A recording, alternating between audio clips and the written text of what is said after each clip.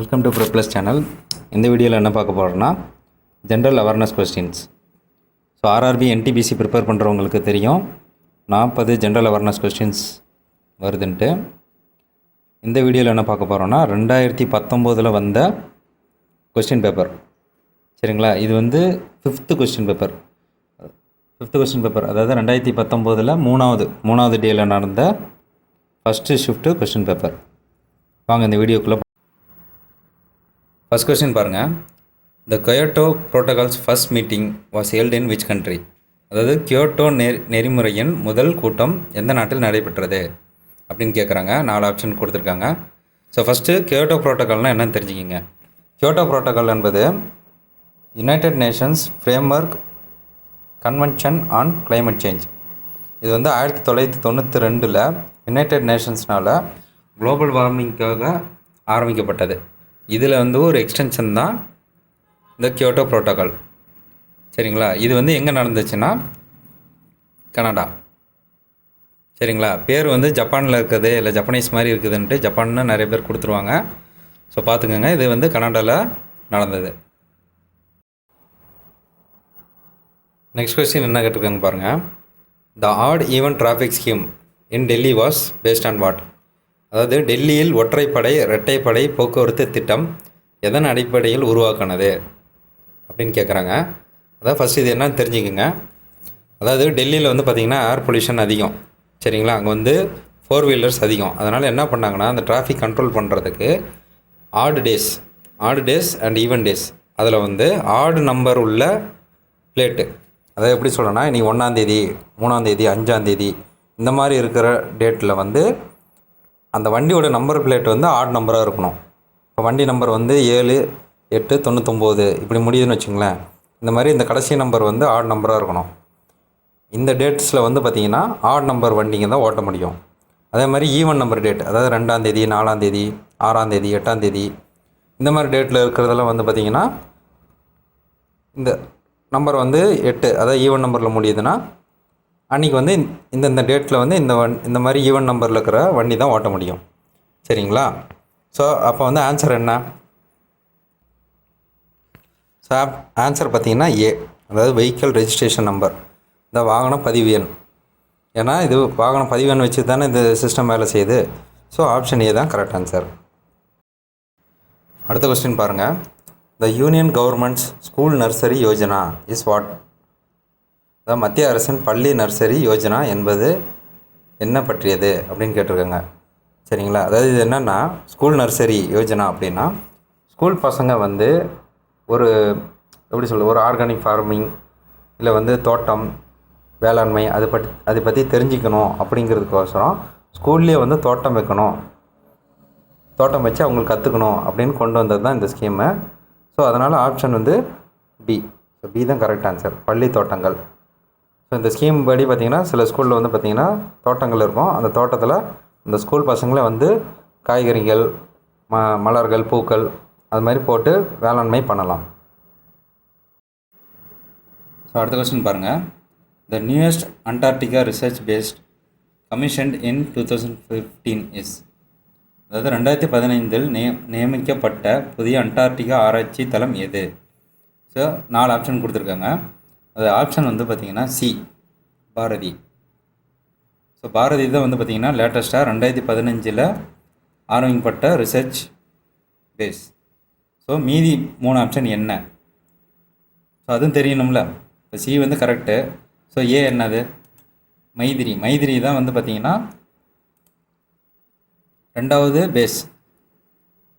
சரிங்களா, இது 2வது ஆரம்பிக்கப்பட்டது. ஸோ இந்த ஆப்ஷன் கிடையாது. அதேமாதிரி தக்ஷின் கங்கோத்ரி, இது வந்து பார்த்திங்கன்னா இதுதான் ஃபஸ்ட்டு ஆரம்பித்தது.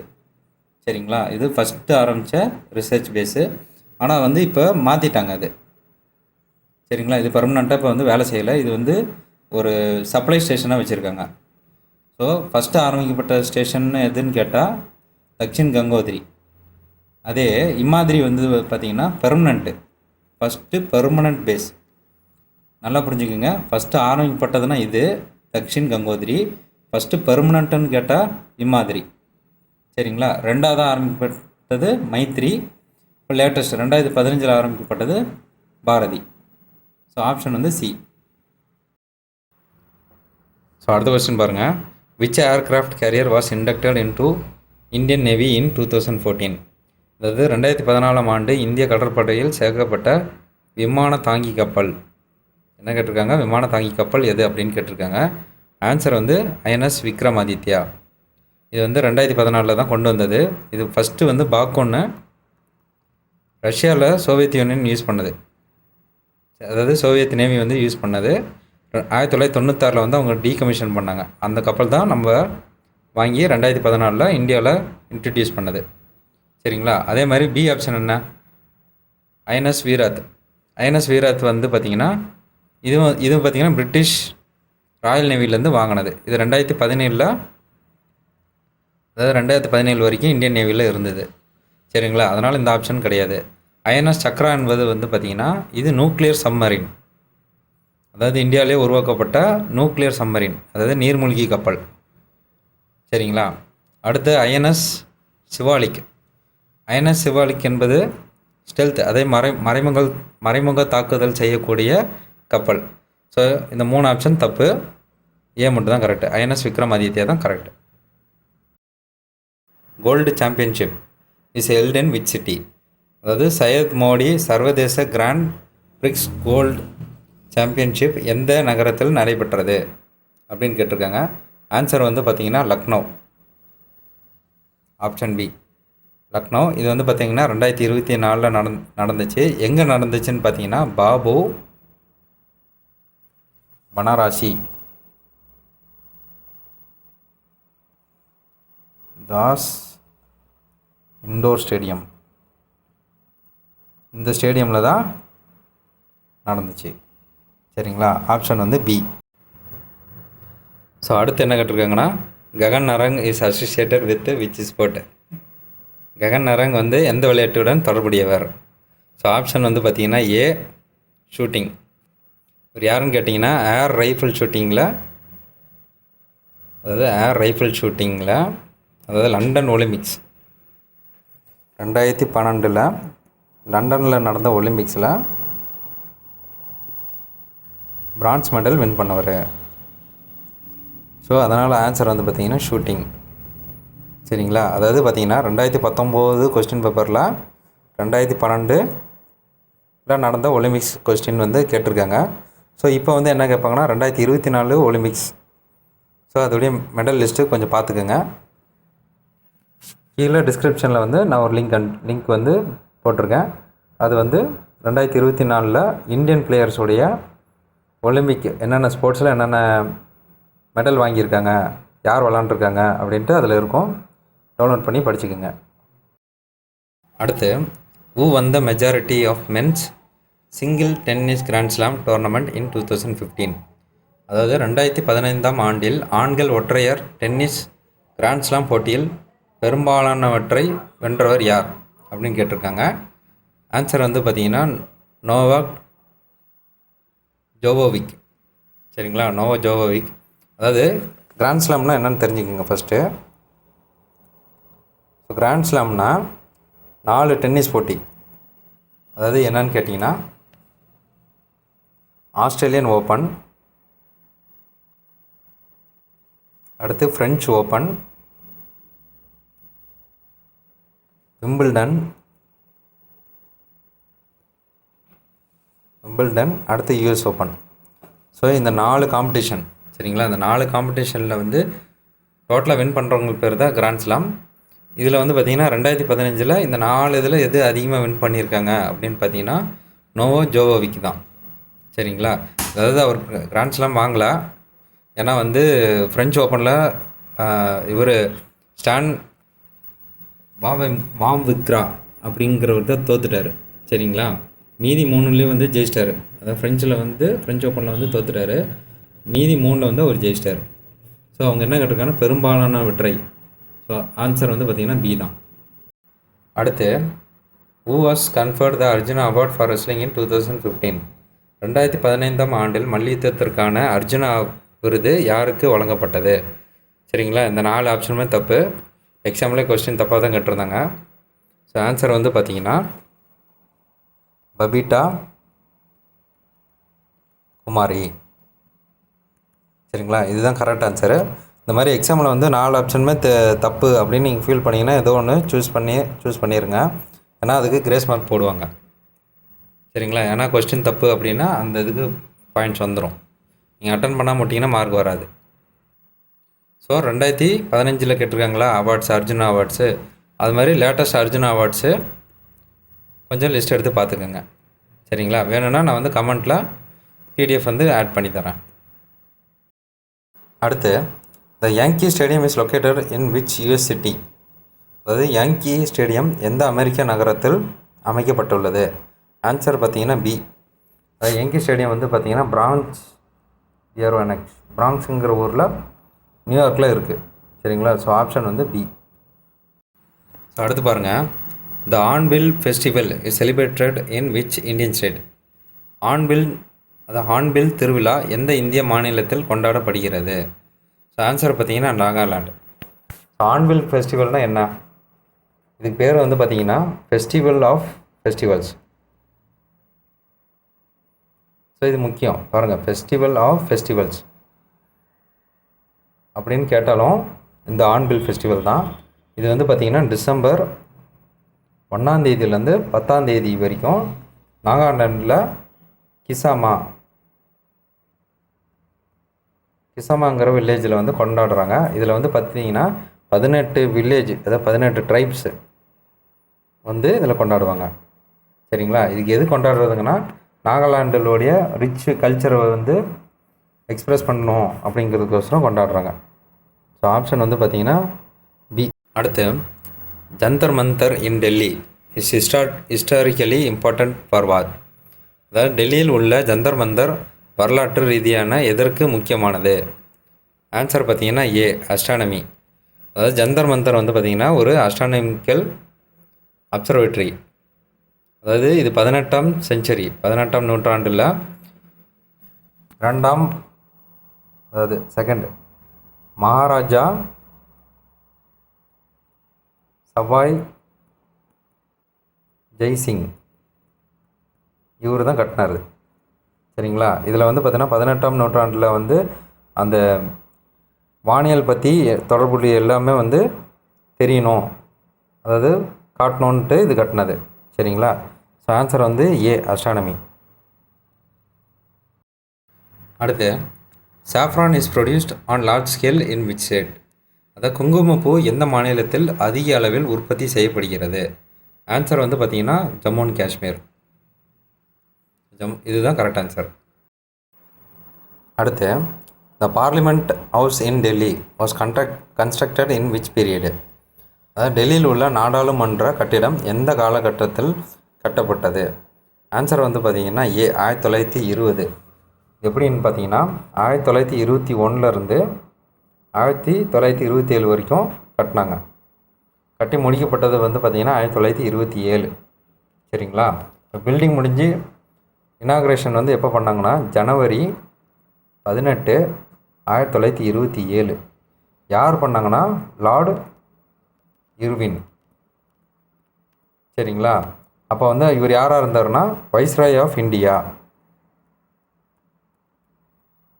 ஸோ இவர் தான் வந்து பார்த்திங்கன்னா இந்த பில்டிங்கை வந்து திறந்து வச்சார்.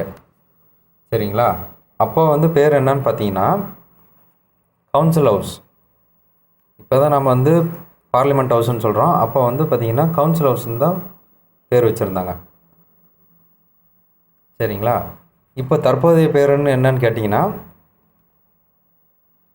சன்சத் பவன்.